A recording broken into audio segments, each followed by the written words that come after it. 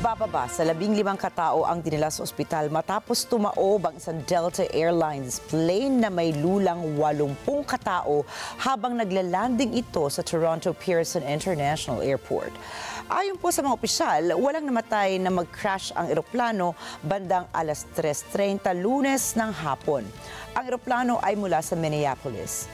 Mula naman po sa Toronto, narito si Chantel Santos para sa karagdagang mga detalye.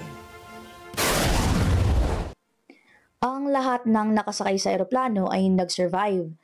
Tumaob naman ang eroplano habang naglalanding ito at sakay ng regional jet ang 76 na pasahero at 4 na crew. Pero lahat sila ay accounted for. Sa 15 nasaktan, 3 ang nasa kritikal na kalagayan at isa sa mga ito ay isang bata. Samantala, isinara naman ng mga opisyal ang airport's runways ng may 1 oras at kalahati. Pero tumulong ang mga emergency workers na patakasin ng mga pasahero mula sa eroplano habang ang mga bombero naman ay nagsimulang patayin ng apoy.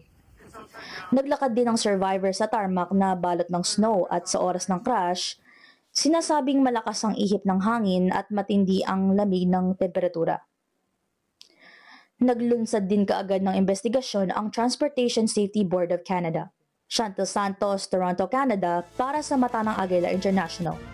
Trusted, connected, on point. Balik sa inyo dyan sa studio. Yes, Chantel, matanong lang namin, nabanggit mo na tumaob yung eroplano sa backside nito. Gaano ba kadalas nangyayari ang mga ganitong aksidente dyan?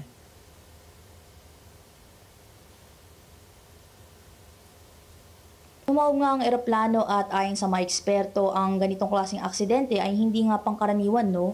Lalo na sa Canadian Aviation. Sa ngayon, hindi pa mawari kung paano nangyari ang ganitong pagtaob ng eroplano na sinasabi daw mahirap gawin ng sadya o ng hindi sinasadya. Balik sa inyo dyan. Maraming salamat sa iyo, Chantel Santos, nag-uulat mula sa Toronto, Canada.